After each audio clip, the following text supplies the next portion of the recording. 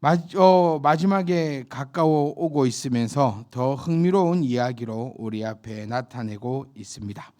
자, 우리 지금 이제 보시면서 조금 스토리들과 이 상황과 이 내역들을 조금 알아야 합니다. 제가 여러분께 한번 질문을 한번 해보겠습니다.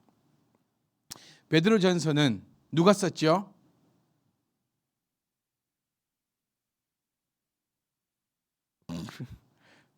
베드로전서 누가 썼죠? 베드로가? 진짜로 누가 썼을까요? 자, 우리 성경은 여러분, 우리 여러 번 말씀드렸지만 이 시대에는 종이가 아주 귀하던 시대입니다. 그래서 종이에 글을 쓰지 못하고 대부분 동판에다가 글을 썼어요. 동판에다가 아주 날카로운 철심으로 글을 씁니다. 동판에다가 날카로운 철심으로 글을 쓰다가 틀리면 어떻게 하면 될까요? 동판을 누르면 지워지죠. 이렇게 동판이 뭔 줄 알죠? 동으로 만든 얇은 판입니다. 그래서 이렇게 썼어요. 쓰다가 틀렸다. 그러면 이렇게 누르면 다시 지워집니다. 깨끗하게 지워지진 않지만 그래도 글씨를 지웠다가 다시 쓸 수 있어요. 그러니까 대부분 우리 성경은 이렇게 쓰여집니다. 어떤 사람이 예를 들면 베드로가 어떤 사람에게 말을 합니다. 그러면 그 사람이 그 글을 받아 적어요. 베드로가 막 이렇게 집필하는 그런 책이 아니에요. 우리가 어릴 때 생각했던 그 그림, 아주 유명한 그림이죠. 항상 앞에 창문이 있고, 그리고 꼭 그런 밤에 써. 그 그림들을 보면요, 불을 켜놓고 이렇게 그 새 깃털로 된 그 펜을 잡고 하나님께서 위에서 불러주면서 받아 쓴 것처럼 보여지지만 절대로 그렇지 않다. 그렇죠? 그래서 우리 영화 같은 거 한 번씩 보고 미국 뭐 드라마 이런 거 옛날 중세 시대를 표현했던 영화를 보면 우리 수도원에서 신부님들이 이 성경을 필사하는 그런 모습들도 한 번씩 볼 수 있습니다. 이렇게 서서 막 필사해가지고 또 넘기 우리가 지금 가지고 있는 성경은 원본이 아니고 사본이다라는 것을 우리가 기억을 해야 되죠. 자, 그렇기 때문에 베드로전서, 베드로후서, 다시 말하면 이 베드로서도 베드로가 골방에 앉아서 펜을 들어서 막 써서 내려간 것이 아니에요. 요즘처럼 글을 이렇게 쉽게 쓰고 쉽게 사용하고 이런 시기가 아니었기 때문에 글을 쓴다라는 것은 상당한 이런 지식과 또 식견과 또 능력이 있어야 됩니다. 그래서 바울 서신도 그렇게 똑똑하고 뭐 그렇게 하다는 그 바울이 직접 글을 쓴 것이 아니라 항상 바울의 그 글을 대필해 준 자가 있었죠. 그래서 이렇게 대필을 하고 나서 뭐 예를 들면 오늘 우리는 베드로서니까요, 베드로에게 그 동판을 내어 보입니다. 그리고 수정할 것 있으면 수정을 하고 그렇게 한 다음에 최종적으로 그 컨펌이 되면 이제 종이에다가 옮겨 적죠. 그리고 그것을 접어서 편지로 보내게 되는 것입니다. 자, 답을 다 드렸으니 대답하기 싫어서 대답 안 하는 걸로 저는 그렇게 할게요. 왜냐하면 다들 대답할 마음이 없어. 피곤해 죽겠는데 니 혼자 떠들어라 물어보지 말고 막 이런 표정들을 제가 다 같이 넣었기 때문에. 자, 12절 말씀 보시면 실루아노가 나옵니다. 내가 신실한 형제로 아는. 그러니까 저는 이 부분에 있어서 참 부러운 게 뭐냐면요, 일단은 베드로가 소개를 하는 겁니다. 실루아노가 누구죠?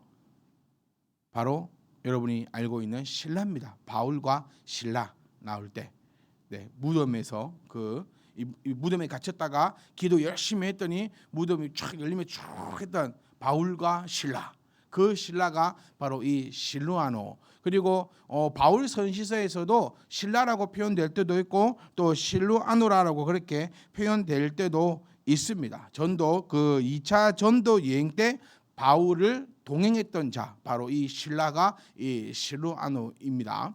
그러니까 이 부분에 좀 부러웠던 건 이거예요. 베드로가 누군가를 소개하고 있습니다. 그때 실루아노를 신실한 형제다라고 그렇게 소개하고 있어요. 여러분, 이거 안 궁금합니까? 제가 여러분들을 다른 사람에게 소개할 때 뭐라고 소개할까? 전혀 궁금하지 않군요. 네. 그러니까 그런 여러분이 저를 다른 사람한테 소개할 때 뭐라고 소개할까? 우리 옛날 조집사님이 저를 이렇게 소개했어요. 우리 교회 참일꾼이십니다. 이렇게. 그래서 제가 했죠. 너에게 그 참일꾼의 그걸 물려주겠노라 이렇게 얘기하기도 했는데, 어쨌든 나를 어떻게 소개할까? 또 그런 것들을 기억할 때 이게 참 부러워요. 저는 많은 사람들, 그러니까 많은 사람들 또 하나님 앞에 신실한 형제다. 저는 목사로 신실한 목사다. 오직 그냥 저는 제 나중에 무덤에 딱 이것만 적혀서 좋겠어요. 진짜 하나님을 믿었던 목사. 이렇게 딴 거는 잘 몰라도 잘은 모르지만 하나님을 진짜로 뜨겁게 사랑하고 하나님을 믿었고 하나님만을 바라봤던 사람.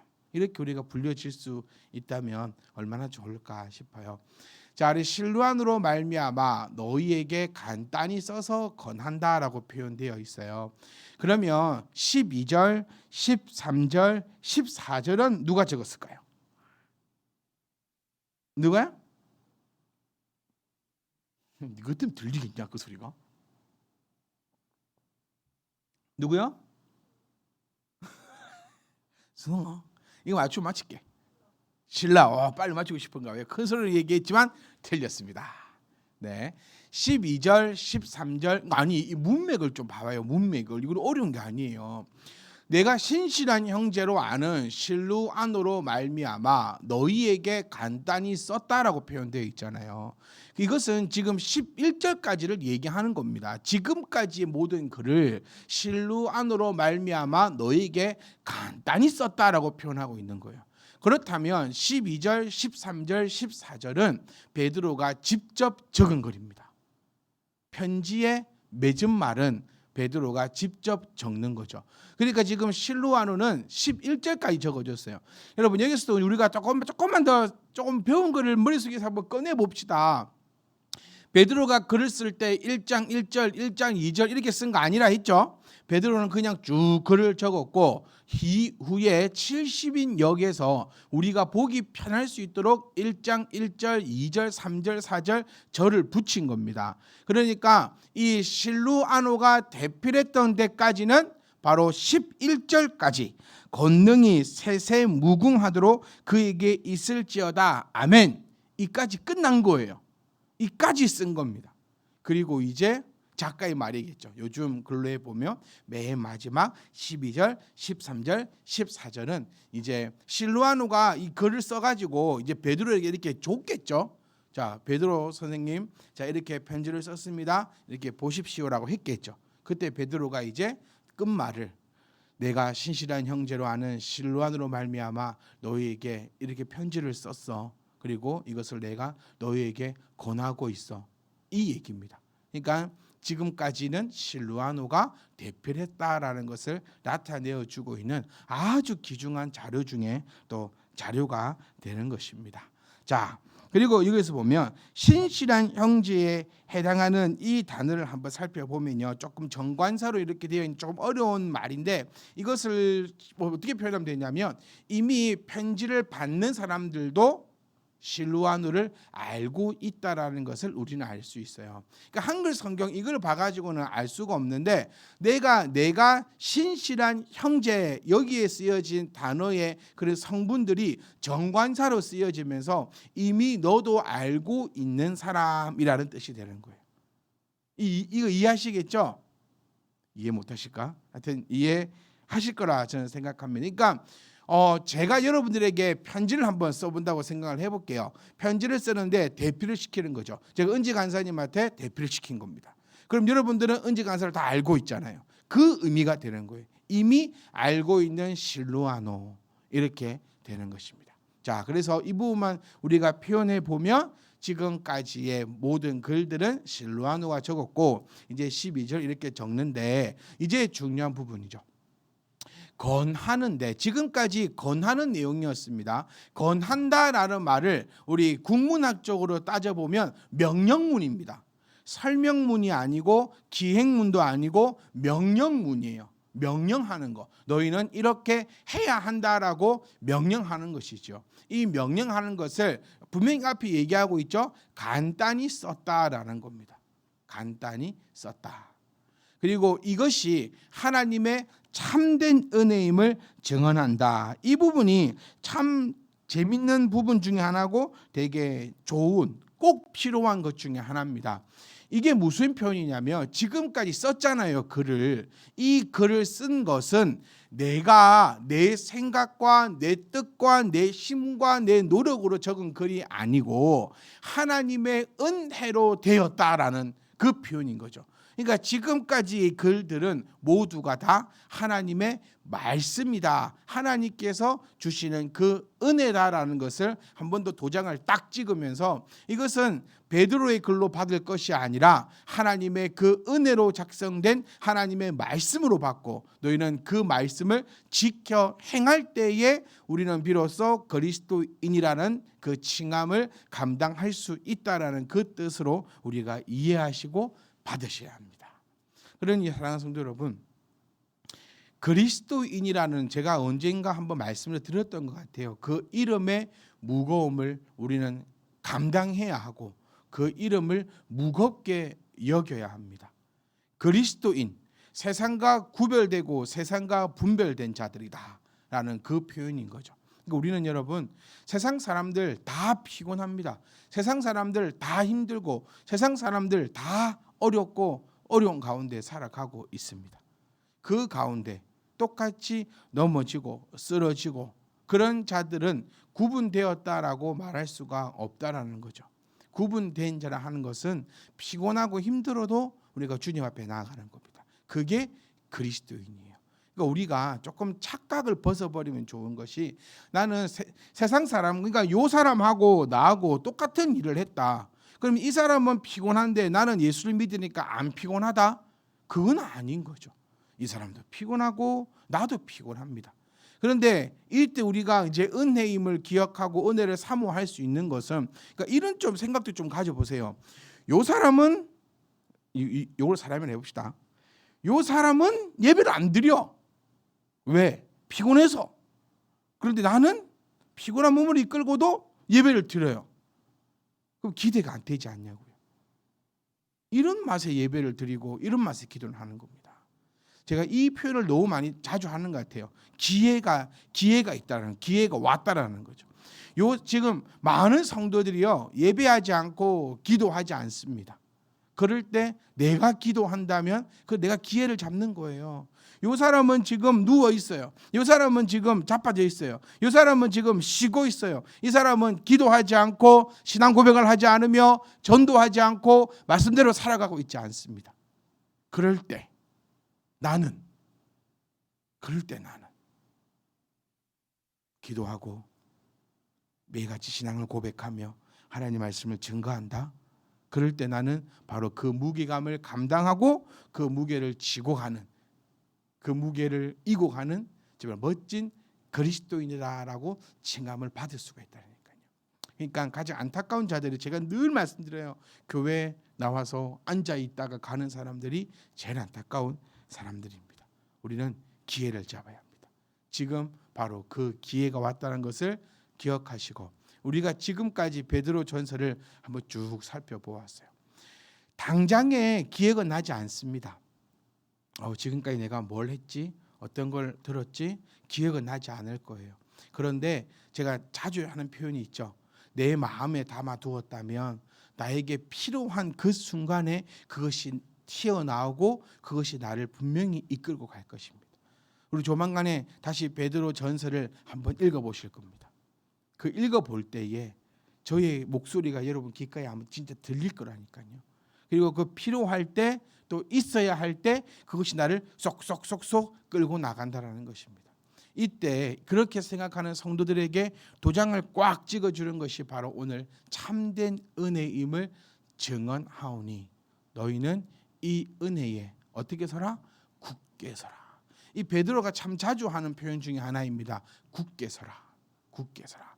굳게 선다라는 것은 무엇을 의미하죠? 흔들리지 아니한 침대. 시몬. 다 지금 시몬스에 눕고 싶으시죠? 네, 다들 눈을 막 이러고 막 마칠까요? 뭐 시간 때릴 필요는 없잖아요. 네, 다 오늘 뭐 기도합시다 이러면 다 주무시겠구만. 기도. 근데 여러분 기도할 때 그 또 자는 잠도요 달콤합니다. 기도원 가서 주무 보셨습니까? 기도원 가잖아요. 잠이 잘 오는지 그 쭈그려 앉아갖고 꼬라져가지고 그래서 콜콜 자고 자다가 꿈을 꿨는데 그걸 환상이라고 하는 사람들도 많습니다. 네, 아닙니다. 자다가 꾼 꿈은 환상이 아니고 뭐지요? 그냥 꿈입니다. 꿈이에요. 네, 참 그래요. 그러니까 환상은 제가 이 표 많이 드리거든요. 성경에서도 환상을요 다 안 봅니다. 그렇지 않나요?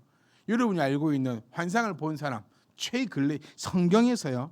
성경에서 환상을 본 사람 여러분 알고 있는 사람이 누굽니까? 한 사람밖에 없을걸요.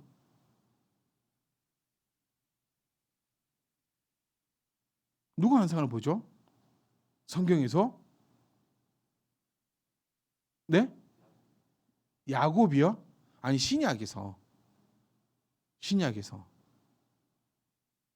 아니 여러분 베드로스를 보고 있잖아요. 지금 베드로가 환상을 보잖아요. 하늘에서 뭐가 내려옵니까? 바구니가 내려오고 막 먹어라 그러니까 안 먹다 하고 또 세 번 그렇게 하잖아요. 또 환상을 본 사람 바울. 신약은 베드로 아니면 바울입니다. 네, 어렵게 가지 마시고 구약하면 누구죠? 야곱, 모세. 이렇게 가면 얼추 다 맞아요.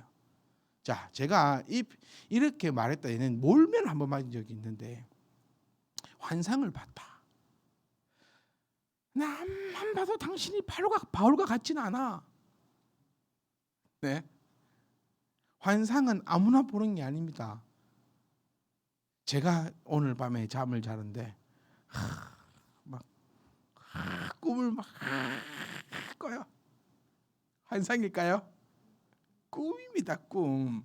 그런데 어떨 때는 그걸 또 환상이라 했다가 또 저쩔 때는 또 그걸 꿈이라 했다가 참 내가 안타까워요. 안타까워.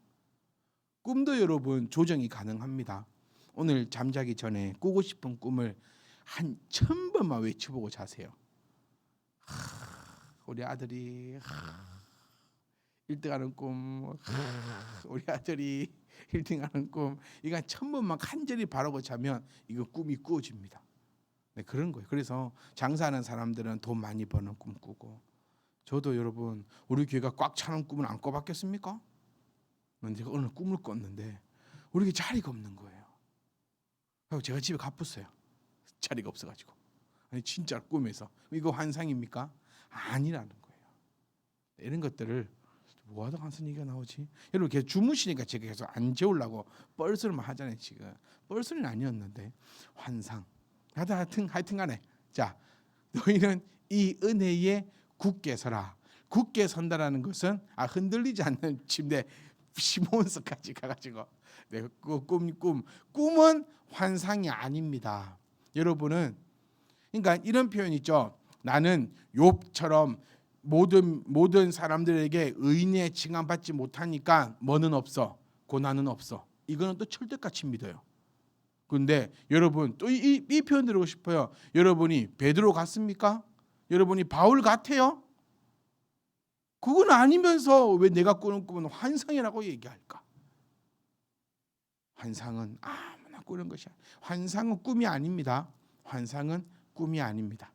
이 점을 꼭 기억하시고 개나 소나 환상을 보는 것은 절대 아닙니다. 그래서 어쩌면 개도 그러고 소도 그러고 또 제게 항의를 할 수도 있겠지만 어쨌든 저는 이 표현을 꼭 말씀드리고 싶어요. 개나 소나 보는 것이 환상이 아닙니다. 개나 소나 환상을 본다면 베드로의 환상과 바울의 환상은 이 성경에 기록되지 않았을 겁니다. 그래서 우리는 베드로의 발걸음도 못 따라가죠. 우리 찬양하잖아요. 바울처럼 베드로처럼 그렇게 살 수는 없을까? 옛날에는 예수님을 닮고 싶어요라는 고백이었다가 요즘에는 참 베드로의 그 새끼 발가락 때만큼이라도 닮고 싶다라고 고백이 그렇게 되는 것처럼 환상. 네, 참 다음번에 또 한번 우리가 한번 진하게 얘기를 한번 해보고요. 오늘은 제가 12절만 하고 마칠게요. 여러분 저도 마칠랍니다. 뭐 1명, 2명, 3명, 4명, 5, 6명 주무시는데 지금 몇 명이 있노? 둘, 넷, 여섯, 여덟, 열, 한 11분 계시는데 6명 주면 가반수가 주무시니까 마치도록 하겠습니다. 이천아 마칠게. 자, 눈 뜨고 또 좋은 사람들 특징이 뭔지 아세요? 이름 부르면 왜? 한 번도 내가 잤다고 내가 제가 깜빡했는데 죄송합니다 이런 사람 본 적이 없어. 안 좋은데 왜? 당연한 거지. 뭐라? 안 좋은데 안 좋은데. 자, 요것만 딱 하고 마칠게요. 자, 지금까지 베드로는 하나님의 말씀을 권했습니다. 이것은 참된 은혜였습니다.